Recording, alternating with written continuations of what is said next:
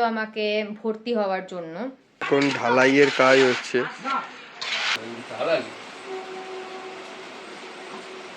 ও বলেছে ভালো দেখে একটা ছেলে ডিজার্ভ করে, আমার থেকে ভালো ছেলে ডিজার্ভ করে, আজকে থেকে ডি করছে। আচ্ছা, এখন এই তিনটে ওষুধ খেয়ে নেব। Hi guys, good evening. Actually তোমাদেরকে একটা জিনিস ইনফর্ম করা হয়নি, আমার বাবা আর মা অ্যাকচুয়ালি দিদিভাইকে নিয়ে নর্থ বেঙ্গলে ঘুরতে গেছে। অনেক জায়গাতেই ওরা ঘুরবে, ওখানে কার্শিয়াং, কালিম্পং, শিটং অ্যান্ড লাভালোলেগাঁও, আরও অনেক কিছুই, ওখানে সিলারিগাঁও এইসব জায়গাগুলোতে ওদের ঘোরার কথা। তো ওরা অলরেডি 4 দিন হয়ে গেছে চলে গেছে, ওদের 2 উইকসের ট্রিপ। তো ওরা অলরেডি 4 ডেজ হয়ে গেছে ওরা চলে গেছে।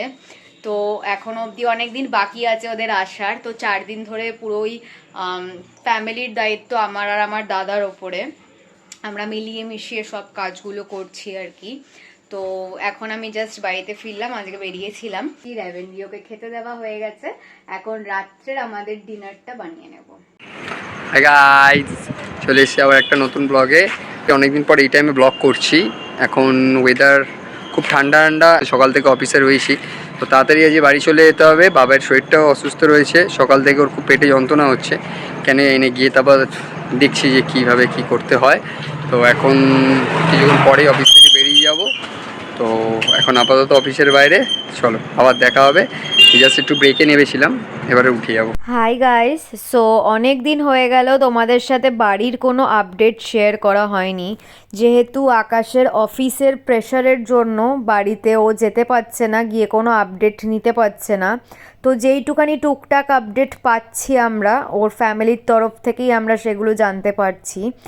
আর এই ভিডিওটা আমি অনেক দিন পরে বলেছিলাম একটা ভিডিও তুলে আনতে, যেটায় তোমাদেরকে আমি আপডেট শেয়ার করতে পারবো। দেখতেই পাচ্ছ অনেকটা বেশি বানানো হয়ে গেছে।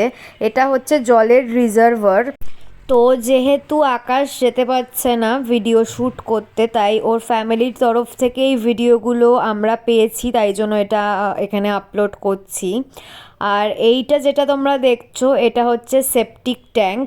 অ্যাকচুয়ালি একদিন রাত্রিবেলা আমি আর আকাশ গেছিলাম বাড়ির আপডেট দেখতে, বাট তখন যেহেতু একদমই অন্ধকার ছিল, তো আমাদের পক্ষে একদমই পসিবল হয়নি কোনো ভিডিও শ্যুট করার।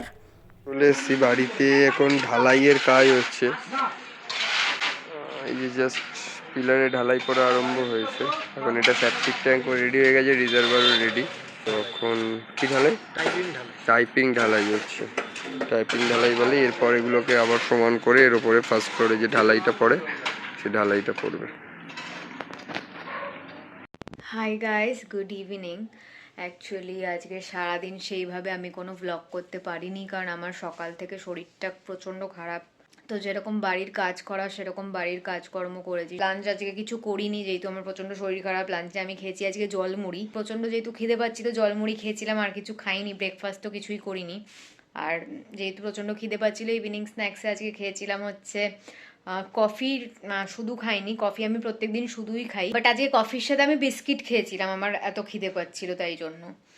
তো তারপরে কফি আর বিস্কিট খেয়েছিলাম, তারপরে এখনো অবধি আর কিছু খাইনি। আকাশ যেরকম আমার সাথে দেখা করতে আসে ওরকম দেখা করতে এসছিল, বাট যেহেতু আমার প্রচণ্ড শরীর খারাপ তাই জন্য ও ডিসাইড করলো আমাকে হসপিটালে নিয়ে যাবে। তো তারপরে আমরা ওখান থেকে হসপিটালে এমার্জেন্সিতে গেলাম ডক্টর দেখাতে। ওখানে ডক্টর দেখানো হলো, আমাকে একটা ইঞ্জেকশন দেওয়া হয়েছে যেখানে 2 রকমের লিকুইড মেশানো ছিল। একটা হচ্ছে অ্যান্টাসিড আর একটা হচ্ছে পেন কিলার। এই দুটো লিকুইড মিশিয়ে একটা ইঞ্জেকশন দেওয়া হয়েছে আমার কোমরে। আর তাছাড়া 5 রকমের আমাকে ওষুধ দেওয়া হয়েছে, তার মধ্যে একটা ওআরএস, একটা লিকুইড ওষুধ আর 3 রকমের ট্যাবলেট, যেগুলো আমাকে খাওয়ার পরে 2 দিন কন্টিনিউ খেতে হবে, আজকে আর কালকে। আমার যেহেতু গ্যাস্ট্রিক আলসারের প্রবলেম আছে তাই জন্য ওই প্রবলেমটা অনেকদিন পরে আবার দেখা দিয়েছিল। প্রত্যেক বছরই এরকম করে আমাকে একবার না একবার হসপিটালে যেতে হয় ইঞ্জেকশন নেওয়ার জন্য।